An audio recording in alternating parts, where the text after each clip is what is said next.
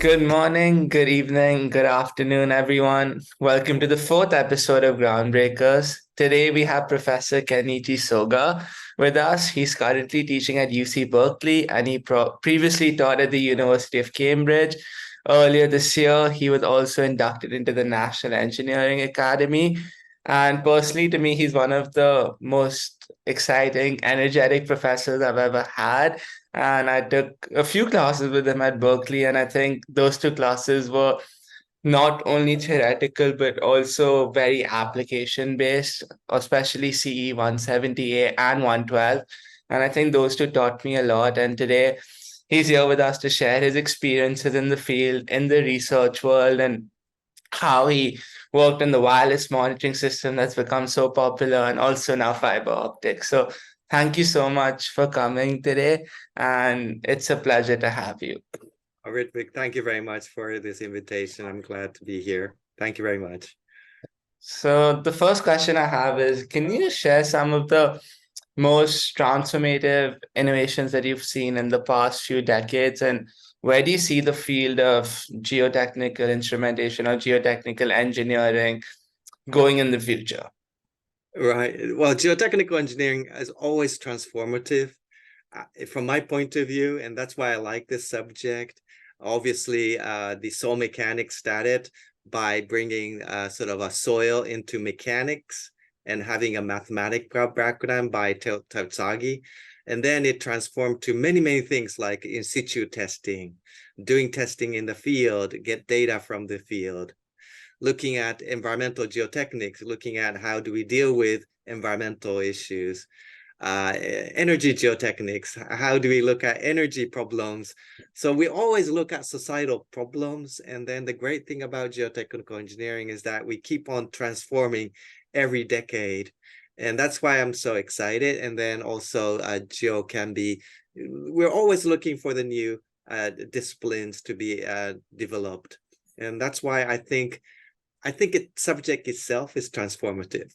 Yeah, that's really great. And I think you kind of worked a lot in the wireless system in Cambridge, and now in Berkeley, you were working a lot on fiber optics, and you've got this research lab. So, what are a few things that you're doing in that are revolutionary? Because the technologies are very unique. So, how do you see them? Can you explain the technologies a little, and how do you see them being used in the field as they mature? Yes. So when I started geotechnical engineering, I was more of a modeler, constitutive modeler, putting into a finite element, because that was when the finite element was growing in geotechnical engineering. And at the same time, I started to realize that, oh, we got to get a good data so that my model has some values. And that's where I started to look into different instrumentation. And about 20 years ago, I started to see what are the new things coming. And the first thing was computer vision. So I started to see computer vision coming, and then we did quite a lot on the how to create a structure from motion of a tunnel. How do you stitch the images together? And now you see this done at everyday engineering, geotechnical engineering practice. So that was quite amazing. I stopped doing that because it went to the practice. Next one, at the same time, I was looking at wireless sensor network, because many of our colleagues in structure health monitoring were working on wireless sensor network. And there's a value, because we always have problems putting wired system into the difficult access site. And geotechnical engineering is a very critical one that you tend to put wherever you want to do, and sometimes it's very difficult. So I thought wireless will revolutionize that particular part, and therefore we start working on how to use the new generation of wireless system into civil engineering and geotechnical engineering practice. Now, initially, it was very battery hungry. We get to use a lot of battery easily, but then many innovation happened in that space because of the electrical engineering, computer science people were working on that. And then and we see low power system, long range devices. And now you can see some of the system can last for 15 years, 20 years with a single battery, because it's so energy efficient. So that's where the revolution has happened, and it became in practice. Yeah. So because you use certain sensors that you used in the past, you just make it as a wireless. So it was easy transition. Yeah. The most difficult one is the fiber optic sensing that again started 30 to 20 years ago. But the point in fiber optics is now you start to get new data sets that you never seen. So cable gives you a lot of strain data that you never seen. Yeah. And how do you use that data to make engineering judgment and decision making is something that it took 20 years right now. I'm not sure how long it will take from now on, Yeah. but it's gradually but trying to showcase the value of that particular distributed nature of the data is taking more time than I thought. But it's quite an exciting sort of time for us to see how it can be used in everyday practice. Yeah, but I think that's great because currently also when we're developing the Encardio next generation wireless, we're still talking about longer battery life, and it's a lot to do with the electronics. And it's not only about Encardio, but I feel like there's been so many companies that have come out of this. And today we're installing 600 of these sensors in a tunnel, and they're becoming so practical, and the wiring and the cabling that used to get cut randomly on a site or used to be too expensive or too heavy to ship, a lot of positive impact has been done. And again, with fiber optics, I see that a lot on bridge monitoring is coming in, a lot on levees, people are thinking about putting it. And we saw what you were doing in Berkeley with the pipelines as well. So I think the technologies are maturing, and even fiber optics will one day become more cost effective with the analyzers and really have an impact because, like you said, the data and the cable that's on the ground with distributed fiber optics is valuable, and it's stuff that we haven't seen. So Mm. my next question is a bit more on the Cambridge Berkeley side. So so you worked at two of the best universities in the world, and how do you like the atmosphere? So working with different professors, working with some of the brightest PhD students, having those labs and those facilities. So how does that really empower you and get you to do what you do today? Yeah, so I think I've been very lucky to have a great colleagues and great students. And every institution you go, probably you have the same people trying to find out who are the right sort of a colleagues to work with, who are the great students to work with, and enthusiasm. And also trying to see what are the potential impacts that we explore together with the student and researchers. I'm not coming up with the new ideas. I always sort of talk and then talk to students, talk to researchers, but also talk to the people who are working in the everyday construction sites and also doing the engineering calculation and many ideas like the fiber optics. I didn't really come say, okay, I want to do fiber optics. Yeah. There was some person saying that, Kenichi, what do you think about fiber optics? And said, oh, okay, interesting. What can I do with it? So I think it comes into all these discussion during engineering, everyday engineering practice leads to that. The next step is to how to make that used in practice. So that's where we all think together and work in the field, work in the lab, doing the right engineering analysis. Often you get tired by deploying it, but the most important part is what data you come. And often the case, we get really interesting data and we say, wow, this doesn't look right. And Yeah. then you start discussing, and then when you look at it, actually it is right. It Wow. just like conceptual understanding of how it behaves is different from my initially thought, and that enlightens yourself and say, okay, and then trying to say, wow, this is actually the data that we can use to make engineering a judgment. Okay. And then leading to a better decision at the end. So it's really about working together. And I think I've been lucky at Berkeley as well as Cambridge that there was an atmosphere like that. That's great. And I think you stressed a lot upon data there. And over the past few years, I feel like even for me, because I'm just 20, we've gone from like using those USB pen drives to then using Google Cloud or like Microsoft Cloud, and now we're using things like ChatGPT and machine learning models.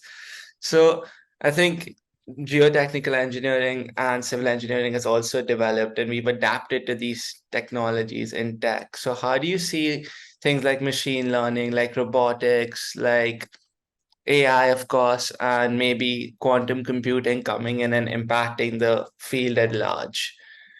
Yes. So I feel great thing about that. I see exciting opportunities. At the same time, what we need to be careful is that whatever we do will be long lasting for another 30 years, 50 years, 100 years.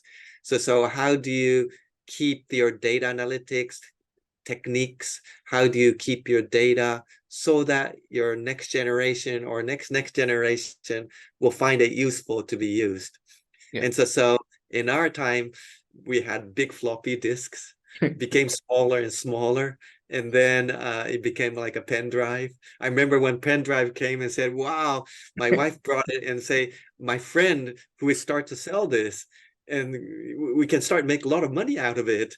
But Yeah. then quickly it became practice, and you don't have time to make money out of it. But the point is that it's so quick, but at the same time there may be some files that is in the pen drive that you're not using it because you can't use it anymore. Yeah. Maybe the crowd will sort of a sort of a cloud data set may break that, but then it's really about how to make sure that the data is passed to the next generations that we need to think about. And the other thing about data is that obviously data itself is useful, but then how do you do the data interpretation? So make sure that you do the right data interpretation, and how do you keep that knowledge is something that we need to think about too.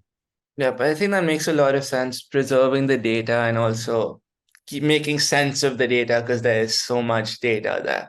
So let's circle back to fiber optics because I think we've been talking about it, and a lot of our viewers who haven't seen it in the geotech field or in the context we're talking about, think of fiber optics as the cable that goes into the Wi-Fi or deep beneath the sea, transferring data across the planet. So, can you explain it a bit on in the civil engineering field how it's being used, and also a few advantages of the distributed fiber optic system versus the traditional fiber brag sensors, and also the advantages of using the fiber brag over the distributed, because each one has an advantage and disadvantage. Sure. So in both fiber Bragg grading and distributed, and even in fiber Bragg grading, if you have lots of data, you get what we call distributed strain data or distributed system. And when I saw 20 years ago, I said, this is great because geotechnical infrastructure like piles or retaining walls, they are exposed to distributed load. Yeah. So the stresses are distributed, and therefore distributed strain makes sense to me. Yeah. If you have a concrete column and then all the load is just coming from the top and the bottom, you have a constant strain, and therefore you can put one sensor and then you get that strain or load over there. But because ground is distributed load, for me, having a distributed data made sense to me. And so that's why I was trying to showcase that if you get that data, you may be able to use that data for geotechnical design and assessment of the performance. Now, the difference between fiber Bragg grading and distributed one used to be different in a sense that FBG was a little bit more, okay, you get the point strain very accurately in a very fast way, and therefore we go for FBG. Obviously, the interrogator is much simpler and therefore cheaper, and therefore it commercialized faster. And you see most of the product are FBG based.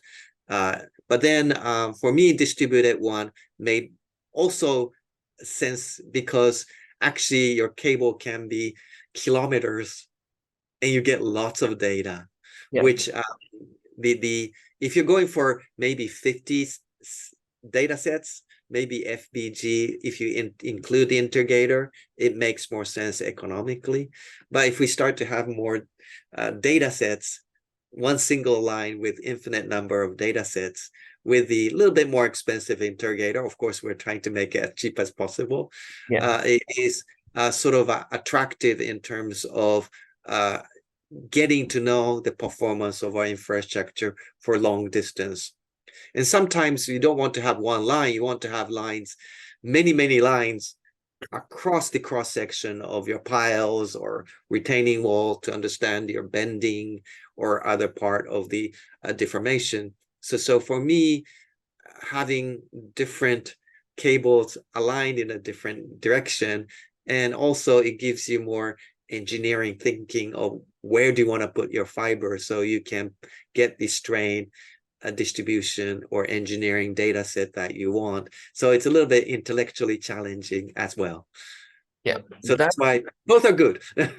I think both are good, and I think, well, like you said, if you want to, and the line is still stuck with me, like distributed fiber optics is like the nervous system of the body, and with the technology maturing, I think geotechnical engineers are lucky, especially the ones working in the field of monitoring, that they have so many options to work with, like satellite monitoring, distributed fiber, fiber brag, traditional sensors, different kinds of data logging, wire data logging if they want, fast-paced data logging. And I think the whole community now is inventing globally, and that's really having an impact on the way we even view infrastructure as it ages and construction as it's happening.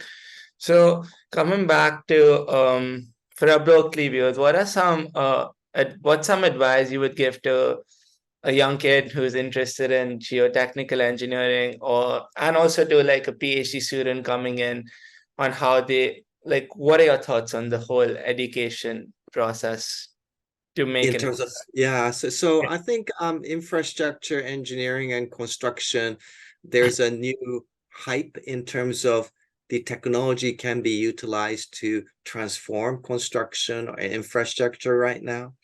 I think it was a more difficult sort of area to implement innovation. But then I think the other areas have perfectionized in a certain way. We're now moving to more difficult ones. Yeah. But then construction industry can benefit from that. So I think there's a great opportunities. What we want to do in our classes is to show the excitement. And I think in the past, the technology was too expensive to be implemented. But now, ultimately, the technology that we do is about savings. Yeah. So when you use your smartphone, the reason why you use your smartphone is because you can communicate quickly, you can do something quickly. So you're saving your time to Yeah. make it happen. So because you only have 24 hours every day. So you become more effective in the way that you like to do, so you can spend your other time with something that you like to do. And I think in infrastructure, exactly the same thing. There's no big market that increases because ultimately governments and the others are saying this is the amount of money that you need to spend for maintaining our infrastructure. So if we can make 10% savings, it makes a big sense because now you can maintain your other infrastructure more. So the market is not really trying to make a bigger market. It's about creating a savings market. And by doing that, it becomes more efficient and then more effective in how we maintain our infrastructure or we construct the infrastructure. So therefore, things are there be more financial savings. Yeah. And therefore, you have a better system. Yep. So I think that's how we should look at it. And then I think the technology perhaps is helping to make that happen. Yep. Yeah, and I think technology gives financial savings, adds a lot of value. Like you see stuff you don't see. It assists humans in being better in some ways, and also makes our work a lot easier. So I think I remember a few incidences from 170. We talked about spot, and like how now you're putting a lie down spot and sending it into tough environments that humans couldn't go to. We saw drones.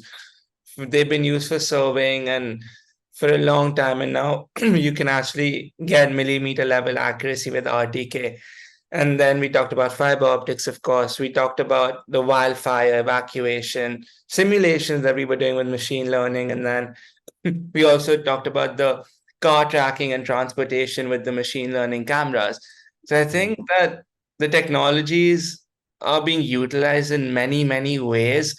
And if we think of an idea as young engineers, it's, I think, great that we have advisors like you to help us build those products and actually see them become a reality. And if our ideas aren't like really, really super, you guys can help us make them super with your experience. Yeah. Yeah. So Yeah. my last question to you would be, as a young child, were you always interested in civil engineering, or what sparked your interest in the field? Yes. So I think I was interested in how the city works, how people works around the city. I was interested in geology. I think I was quite interested in the uncertainty of how things are going Hmm. in the everyday life, and then how to deal with that, and then making engineering judgment and making decisions. So in a way that I think I enjoy the uncertainty, and then trying to see how we can deal with that. So I think that's where I got interested, and that's why geotechnical engineering is a great one, because the ground is always uncertain. Yeah. When you look at cities, you want to optimize the city, but you never can do that because there's so many people thinking in a different way, and then it's chaotic in a sense, but then you see some features that it's unique that maybe you can do something to make the everyday life easier. And at the same time, geotechnical engineering, as well as cities, that there are always some uncertainty affected by natural disaster, for example. So Yeah. these are really what we call tail end problems. Hmm. So many of the AI or something that we're really used to everyday life to average things. Yeah. But I was always interested in the extreme events. But then you can do some statistical analysis of that, but at the same time, you never can predict what's going to happen. And therefore, for example, when we what enjoyable, which perhaps the current AI cannot do, is to deal with this really tail end problems. Yeah. And the tail end problems really come from your engineering, sort of a skills, engineering feeling of how should be done. And your engineering education gives you not just a design of engineering average things, but then how you deal with tail end. So when you're in that situation, you have a lot of choices, but you can make a good judgment. And so you make a right decision. And that's where I think is a quite interesting area. And maybe that's why I was interested in becoming a civil engineer. Yeah. I think thank you for that, because I think that just sums it up really well. And for a lot of young civil engineers, I think that's a very inspiring snippet of the podcast if you go back and hear it as well, because it's talking about uncertainty, it's talking about making the right choices and the impact you can have as a civil engineer on the larger world. And it's also, I see it's a lot of passion, like it's like you love what you do. And doing those extreme things that even AI in its current capability might not be able to do is what makes us still add value to society. Sorry. So I think to summarize the whole conversation, thank you firstly for your time. And we spoke about a few technologies. We spoke about a couple of things that you're doing with even undergrad students at Berkeley to expose them to the technologies. And the reason why this podcast is called Transforming Geotech. So even in the last episode, I said it should be Transforming Civil Engineering, because I think construction is now becoming more and more technology pro and trying to use technology as it's maturing in the field. And it's, I think, let's see how the world goes. And I think your projects, your students, and the value you're adding is really, really inspiring us to work every day and make a brighter future. So thank you so Oh, much. thank you so much, Rick, for saying that. I'm not sure I'm doing that, but let's work together to make Yeah, that happen. yeah, we're going to work together and make great things happen. Yes, thank you. Yeah, thanks a lot. Bye.